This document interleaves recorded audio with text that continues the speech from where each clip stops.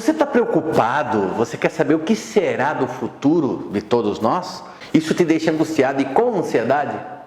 Então hoje nós vamos falar sobre o que será de nossas vidas. Está chegando nova turma do curso Umbanda e Boa de Fundamentos para o Desenvolvimento Mediúnico.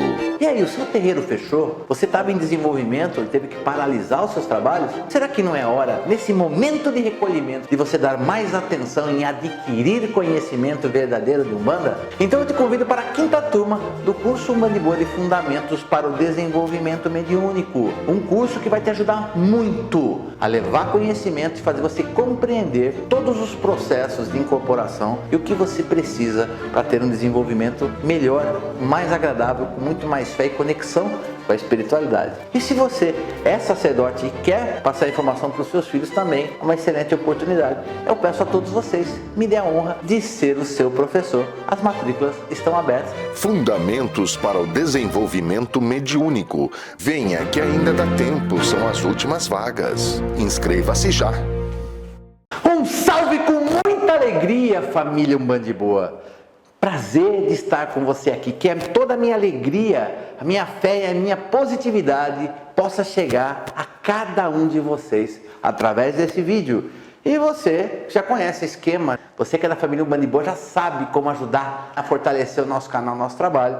Deixa o like, compartilha e comenta. Se você está chegando agora, você é a primeira vez que está aqui com a gente no Umbanda e Boa, não deixe de clicar no botão inscrever-se e clicar no sininho para receber as notificações de novos vídeos.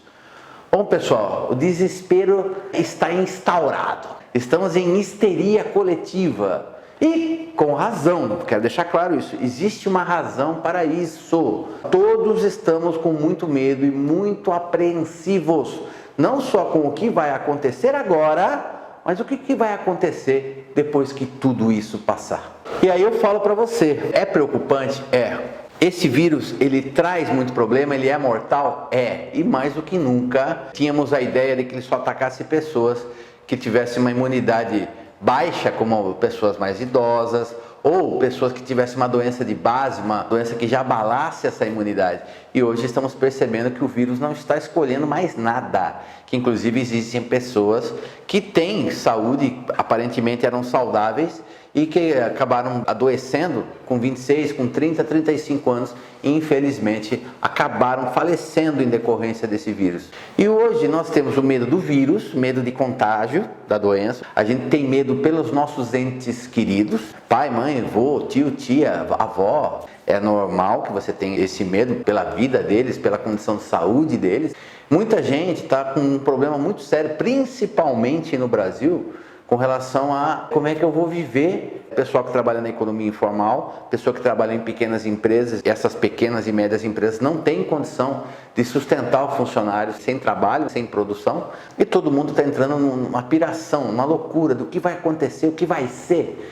O que eu posso falar para vocês, gente, é que nós estamos entrando num momento que eu diria até quase que é necessário, mas em um estado de guerra. Não um estado de guerra no sentido amplo da nação, mas sim um estado de guerra interior, interno, dentro de cada um de nós. Eu estive refletindo muito esses últimos dias antes de fazer esse vídeo sobre esse assunto, porque infelizmente a gente toma conhecimento de situações muito complicadas, porque enquanto a doença não chega perto, não atinge alguém conhecido, alguém próximo de você, você percebe que as pessoas não estão dando a importância necessária ao distanciamento social, ao recolhimento, a evitar sair na rua. Tá? Eu sei que tem muita gente que precisa trabalhar, isso é um fato, mas que nós deixemos as ruas para quem realmente tem que trabalhar. Quem pode ficar recolhido em casa, fique, por favor, pelo amor de Deus, por Oxalá. Não saia de casa se você não precisa. Se você pode ficar recolhido, fique.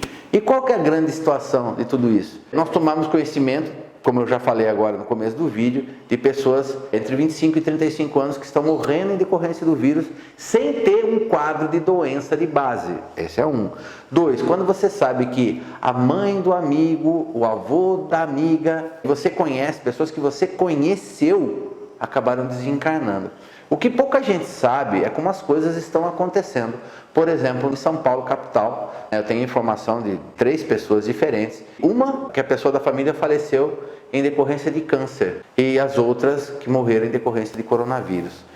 A que morreu em decorrência de câncer, a pessoa estava me contando, foi muito triste, porque o pessoal do velório do cemitério permitiu a presença de apenas 10 pessoas. Chegando lá, tinha orientação para as pessoas ficarem longe uma das outras. Quando o caixão chegou, o pessoal que foi trazer o caixão falou, por favor, se afastem. Eles colocavam o caixão e falaram assim, a gente vai abrir por 5 minutos para vocês se despedirem. Abria a tampa do caixão, as pessoas tinham 5 minutos. Aquelas únicas 10 pessoas, apenas 5 minutos para se despedir.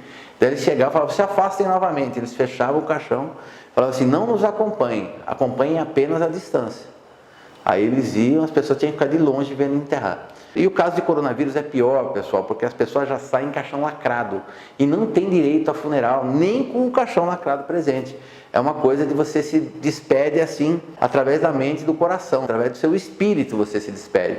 Como disse, inclusive, a amiga de uma amiga minha, enterrar minha mãe nada mais foi que pagar a dívida lá no cemitério para que ela pudesse ser enterrada, porque eu não tive condição, não tive nem acesso ao caixão, não pude chegar perto dela. E daí a gente começa a entrar numa neurose, que chegou perto, eu conheci aquela pessoa, então está chegando perto, isso vai fazendo com que nós começamos a acreditar que esse negócio é muito sério e que é necessário. Nós percebemos que todas as medidas que estão sendo recomendadas pelas autoridades não são desnecessárias. Mas eu espero que você não tenha a informação de que uma pessoa querida desencarnou em decorrência disso, para que você mude a sua vida. Aí as pessoas têm medo do vírus. Eu, do meu ponto de vista, como sacerdote, tive muita reflexão e eu sei que é muito difícil para as pessoas acreditarem, mas eu acredito que seja uma situação kármica, uma situação regulatória do plano espiritual. Deus não é injusto de forma alguma, mas eu acredito que as pessoas que desencarnaram percebam que os idosos compõem a maior parte das pessoas que estão desencarnando. A informação que eu recebi em relação a isso, dentro das perguntas e dos meus questionamentos, é que essas pessoas elas precisavam desencarnar e vão ter reencarnes quase que automáticos, porque essas pessoas idosas assistiram uma evolução, uma transformação do mundo como nunca houve antes. Pessoas que nasceram na década de 40, pessoas que nasceram na década de 30, são pessoas que assistiram o mundo sair de um mundo muito simples e teve uma transformação científica, médica, tecnológica, informação, uma série de coisas, e hoje eles não estão mais acompanhando isso. Então eles vão desencarnar e vão encarnar quase que automaticamente para compor a base do novo mundo que está sendo construído, a famosa nova era. Eles vão fortalecer as linhas de frente daqueles que irão impulsionar o avanço do mundo, que será muito mais perceptível nos próximos 30, 50 anos. Então, é por isso que os idosos estão sendo desencarnados. Parece que é uma coisa injusta, não é pelo mal deles. Eu sei que quem fica sofre, mas é por bem deles. Eles vão continuar, eles vão ter condição de voltar à atividade e ajudar essa humanidade terrena a progredir cada vez mais. E é claro que tem muita gente que está desencarnando, estão aproveitando essa onda para desencarnar muita gente que não tinha mais que estar no plano terreno, que vão ser levados para planos mais atrasados, e pessoas que estão sendo desencarnadas para serem levados, inclusive, para planos mais adiantados, se tiverem condições para isso. Então, assim, não existe errado, não existe injusto para Deus e para a espiritualidade superior. É por isso que a gente tem que bater palma. A minha avó morreu, vamos bater palma? Não, não é isso que eu estou falando. Cabe a nós tomarmos as nossas medidas terrenas, de controle, de asepsia, lavar a mão, chegou da rua, tire o sapato, não cumprimente ninguém, vai lavar a mão, vai tomar banho, põe a roupa para lavar, aquelas coisas que são mínimas. Está fora de casa, no lugar, não tem como lavar a mão, álcool gel, aquelas histórias que todo mundo conhece. Essa é a parte que é obrigatória da humanidade terrena.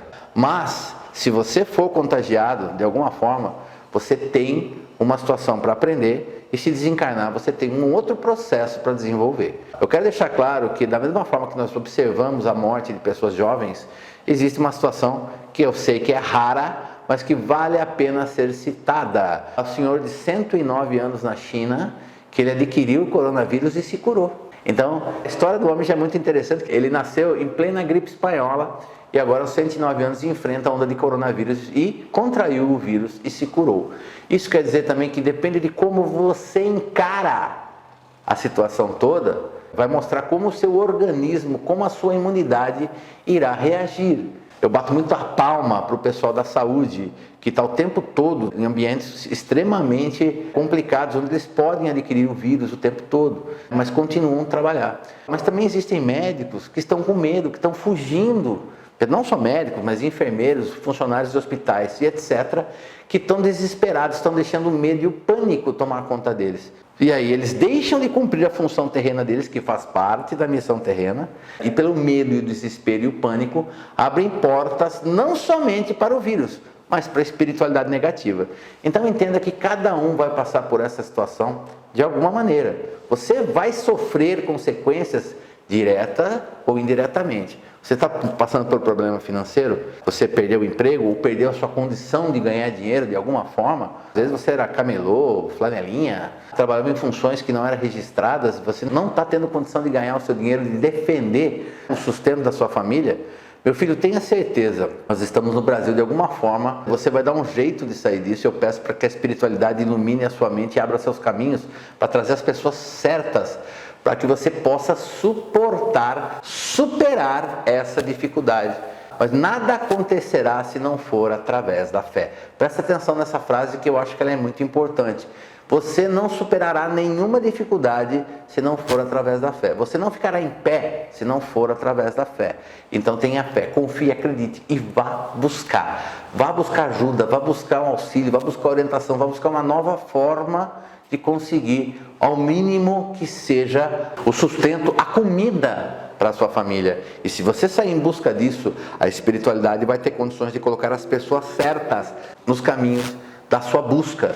Então, tenha paciência. Tem um vídeo que fazia muito tempo que eu queria fazer e nem sei se eu vou fazer mais ou não, porque eu quero defender algumas coisas. Eu já disse em alguns poucos vídeos que uma das pessoas que eu mais admirei na minha vida foi a minha falecida nona, a mãe do meu pai. Ela é minha avó, mas em italiano. Ela era italiana, assim como meu pai era italiano, então ela pedia para ser chamada de nona, que nona é vó em italiano. E a minha nona, ela passou todo o drama da Segunda Guerra Mundial na Itália. Minha nona era de 1919, quando a guerra começou ela tinha 20 anos. E, curiosamente, foi no mesmo ano que meu pai nasceu. Então, a cidade dela foi muito atingida na Itália, de forma que passou muita fome. Ela contava coisas absurdas para mim, como, por exemplo, ela tinha dinheiro e não tinha o que comprar, porque os aviões bombardeavam as estradas e os caminhões com mantimentos não conseguiam chegar na cidade dela. Ela falou, chega absurdo você ter dinheiro e não ter o que comprar, não ter o que comer com dinheiro na mão. Era um absurdo. E quando a comida chegava, era pão de 7, 10 dias, pão duro. Você entrava na fila para pegar pão duro para dar para o seu filho, para sua família comer. Dela falar para mim que meu pai já estava com 2 aninhos, no meio da guerra, e falava assim, mãe, tô com fome. E ela dava um copo da água para ele e falava, filho, dorme que o sono sustenta. E ela contou de várias situações de vizinhos, amigos, parentes que do dia para a noite, fulano morreu, teve um bombardeio, infelizmente caiu perto da casa dele, a casa ruiu, caiu em cima da pessoa. A pessoa que realmente era soldado e morreu. A pessoa que ficou doente e não tinha como ser ajudada e acabou morrendo. Então ela falava assim, todo dia tinha informação de alguém que eu conhecia que morria. E você não tinha nada o que fazer, você não tinha o que fazer, não dava tempo para parar para chorar. Você simplesmente ficava preocupado com os seus filhos e você seguia a sua vida. Você não tinha o que fazer. E tem uma situação, inclusive, que eu lembro que ela falou que para ficar na fila desse pão que eu falei de 7, 10 dias, ela sempre comentou que ficava horas. E um dia ela falou assim para a vizinha dela, ela morava num tipo de uma vilazinha, falou para a vizinha, você não cuida do meu filho? Ela grávida, pelo segundo filho já, ela foi na fila do pão e tocou o alarme do bombardeio. Dessa hora todo mundo tinha que correr para os abrigos. E ela, desesperada, correu para o abrigo, rezando para que a vizinha tivesse pego o filho dela e levado para o abrigo também. Eis que quando acabou, deu o sinal para eles voltarem às ruas, ela correu para casa. Quando ela chegou na casa dela, uma bomba tinha explodido perto ali, jogou uma pedra que caiu bem no meio da vila, assim. Estava inclusive interditado para entrar na vila, ela desesperada começou a chorar. E o curioso, a vizinha que ela tinha pedido para cuidar do meu pai, então, meu pequeno pai, ela havia morrido. Mas uma outra vizinha foi para ver se tinha alguém na casa, viu meu pai, levou meu pai para o abrigo. Então eram histórias que ela contava, e ela era uma pessoa muito fria, muito dura com as coisas da vida, porque você fica assim, não adianta. E além de tudo, depois de tudo isso, ela veio para o Brasil com a família, ela, o marido e 4 filhos, sem falar uma palavra de português, e chegou no Rio de Janeiro, não tinha o que comer. Então o que ela fazia? Olha gente, eu não tenho orgulho nenhum de colocar isso num vídeo público para vocês, mas é a história da minha família. Ela falava assim, eu roubava fruta das quitandas, eu roubava o que eu podia, porque tinha 2 coisas pela qual eu não conseguia pedir comida. Primeiro, que eu não falava o idioma, não conseguia me comunicar com as pessoas. E o segundo, que naquela época, para você pedir comida, você tinha que ter um prato. Então você tinha um prato de alumínio, alguma coisa assim, e você dava, as pessoas punham comida no prato, você levava o próprio prato embora. Não tinha nada disso. Então ela falou, eu tive que roubar para comer, para que a família não morresse de fome. E o meu nono tentando defender a vida com um bico. Até que um dia foram chamados, meu nono era mestre e torneiro mecânico, e ele foi chamado para uma empresa grande aqui de Sorocaba, a Companhia Nacional de Estamparia, e foi assim que eles chegaram até aqui. E ela sempre me falava, às vezes eu estava triste, eu estava deprimido, porque as coisas na minha empresa não iam para frente, ou porque eu tinha problemas judiciais, ou problemas fiscais. Eu ia na casa dela, dia que eu estava muito triste, eu ia na casa dela, né? Eu sempre chegava lá umas 5 horas da tarde, 5 e pouco, ela olhava pela janela assim, porque ela morou até os 90 anos sozinha, e eu entrava na casa dela, e ela já preparava a cadeira da ponta da mesa, punha toalha, punha água para ferver, para fazer café. Ela sentava do meu... Todo esse tempo a gente não trocava uma palavra.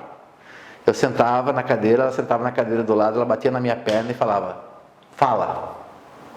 E eu ainda falava, fala o quê, nona? Ela falou, se você está aqui, no horário que você devia estar trabalhando, é porque você não está bem. Fala o que está acontecendo. Eu falava, eu não tenho dinheiro, eu estou com problema nisso, estou com problema na justiça, eu não sei se eu vou conseguir passar, se eu vou conseguir superar, se eu vou conseguir vencer essa dificuldade. E chorava, e chorava, e chorava. Eu contava minhas mágoas para ela.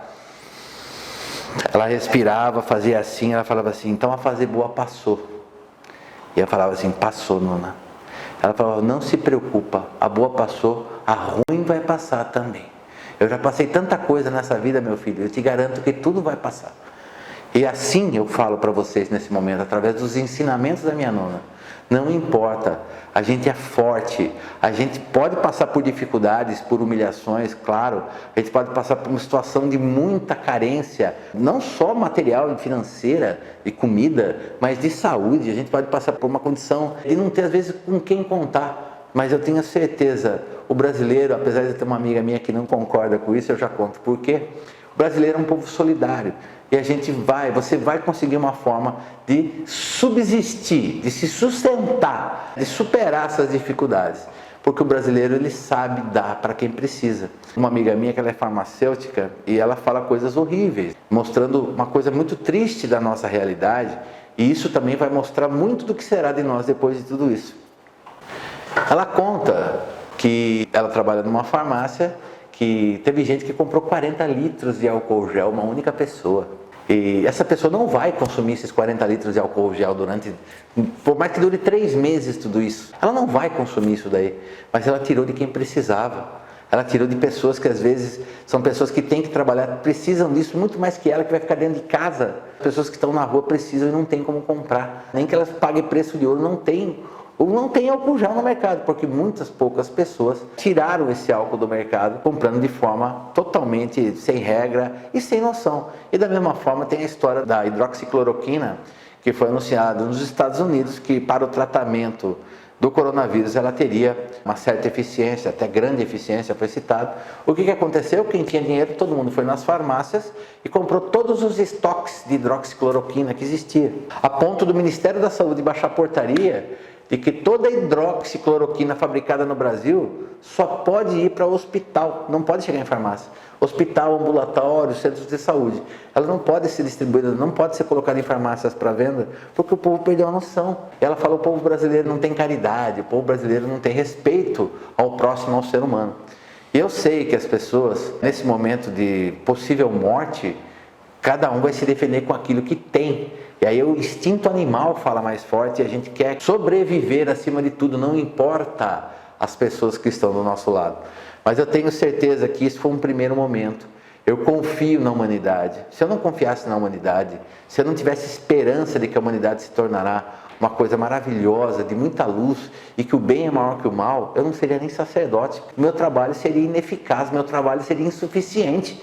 Então eu falo para vocês, mostra o quanto nós não temos evolução, o quanto ainda somos egoístas e estamos preocupados com o nosso umbigo. Mas uma coisa eu vou falar para vocês, depois que tudo isso passar, vai acontecer duas coisas, uma muito bacana e outra muito triste. A triste é que depois que isso passar, vai haver uma lua de mel dos governos com a saúde pública, com a pesquisa. Durante todo o ano de 2020, todo mundo vai investir, todo mundo vai aplaudir. E depois isso, infelizmente, vai cair no esquecimento. Quando passar todo o risco de contágio, tudo voltará a ser como era antes. A saúde pública vai continuar sendo desrespeitada, o ser humano vai continuar sendo desrespeitado, porque o ser humano ele só aprende a duras penas. Eu não espero que seja tão grande que faça a gente perder tantos brasileiros ou tantas pessoas no mundo. Essa doença já matou muita gente no mundo. Eu espero que não precisa morrer mais pessoas para que a gente se desperte, mas infelizmente os interesses financeiros ainda são mais fortes do que os interesses na vida, no espírito e na comunidade. Então a gente vai observar um grande cuidado com a saúde pública e depois isso voltando para trás. Isso é uma coisa que eu acredito. Mas em contrapartida, eu acho que sementes que serão plantadas nesse momento florescerão. Uma das coisas que eu falo, tudo é uma questão de oportunidade. Ou seja, a oportunidade está chegando até você. E daí você vê o que você faz com ela, se você vai aproveitar ou não. Mas, por exemplo, eu acredito que o povo brasileiro, depois de um sofrimento como esse, muita gente vai voltar de maneira bem pequenininha a fazer poupança. Que o brasileiro não faz poupança, o brasileiro faz dívida, ele não faz poupança. Uma das coisas que mais me chamou a atenção quando eu estive na Itália, é que na Itália não dá para você comprar alguma coisa e dividir 3 vezes no cartão. Ou você tem dinheiro para comprar ou você não tem, não dá para dividir. Lá a única coisa que divide é casa e carro zero, carro usado também. Se você tem o dinheiro para comprar, você não compra. E o brasileiro não tem essa condição, então o brasileiro não pensava, mas eu já ganho tão pouco, como é que eu vou guardar dinheiro? Meu filho, na Itália, até quem ganha muito pouco guarda dinheiro, porque ele sabe que se ele precisar de qualquer coisa, ele não tem como financiar, ele não tem como dividir. Isso é uma coisa, a gente tem que pensar aquela história, quando o pasto é bom, a vaca está gorda, você saber guardar o leite, guardar a carne, guardar trigo para o momento da fome. Então, acho que a questão de poupança é uma coisa que vai mexer muito com a cabeça dos brasileiros. A segunda é aquela velha história, o governo brasileiro está tendo muita dificuldade em entender quem são os trabalhadores brasileiros, mesmo da economia informal, porque não existe no Brasil hoje como você cadastrar, como você computar esses dados. E de alguma forma a gente vai ter um conhecimento maior da economia informal no Brasil. Eu acho que isso é um dado que será muito relevante para os governos vindouros. Outra coisa é perceber que as pessoas vão cuidar, vão buscar mais o espiritual, porque no momento que passou tão difícil, a gente vai observar, já existia um movimento desde o começo dos anos 2000 de uma busca maior das pessoas pela espiritualidade. Eu acho que depois de tudo isso, essa busca ainda será maior. A gente tentar fazer alguma coisa, deixar nossa marca nesse mundo, mudar de alguma forma a nossa vida para se conectar com aquilo que será eterno, que é a vida espiritual. Saber que essa vida encarnada é apenas uma passagem. Também acredito até que as relações de vida e morte possam mudar, a visão das pessoas possa mudar de alguma forma. Espero que de forma positiva. Todo mundo tende a sempre ao que é negativo, mas eu acredito que todos nós vamos superar. E é uma coisa engraçada na história da humanidade, que o ser humano, quando ele passa por crises muito graves, como as 2 guerras mundiais, como a crise do coronavírus, ou coisas do tipo, crises que atacam o mundo todo, a humanidade ela sempre dá um jeito de se reinventar e volta a florescer com toda a força depois de grandes crises. Isso é uma coisa que é histórica. Em todas as grandes crises que abalaram todo mundo, a humanidade sempre superou. É como se Deus abençoasse a Terra e falasse: para aqueles que superaram as dificuldades, a minha bênção. A impressão que eu tenho é essa, quando você estuda história, você percebe isso com grande clareza. Por último, eu quero deixar uma palavra para você. Se as minhas palavras ainda não te trouxeram esperança de que nós vamos superar tudo isso, não sem prejuízos, isso não vai acontecer. Todo mundo vai ser afetado de alguma forma. Mas para você, que você tinha o costume de ir trabalhar para fugir da sua família, que você ia atrás dos amigos para fugir, sempre como uma fuga da sua vida cotidiana e tradicional. Você está provavelmente entrando em desespero. Se você está tendo que ficar em casa, não está podendo trabalhar, não está podendo sair na rua, você está se deparando da sua vida como ela é. Não entre em desespero, acalme seu coração, respire fundo. faça uma oração e peça a Deus orientação e aproveite para você resolver essas situações que você posterga o tempo todo a tomar uma decisão, que você tome uma decisão na sua vida, que você passe a conhecer melhor as pessoas com quem você convive.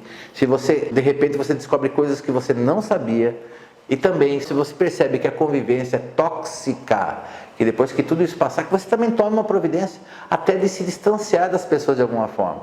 Isso não são palavras que um sacerdote diria, mas o que eu quero dizer com tudo isso é: aproveite para olhar, para estudar, para analisar a sua vida dentro da sua casa, como ela é.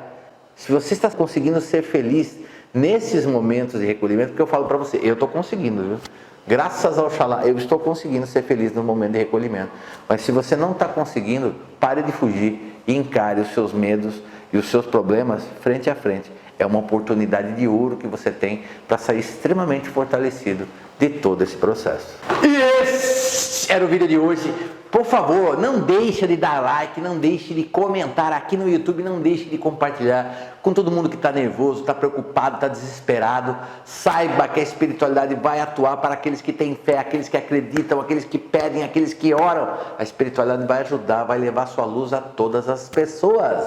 E pessoal, lembre-se como que é o Band de Boa, né? Hoje, vídeo de sábado, um vídeo com conteúdo ainda maior. Terça e quinta nós temos os PTDs Plantão Tira Dúvidas, respondendo as perguntas do jeitinho que você gosta. Na quarta-feira nós temos lá no Instagram o Dica de Boa, e é sempre uma alegria receber você também lá no Instagram.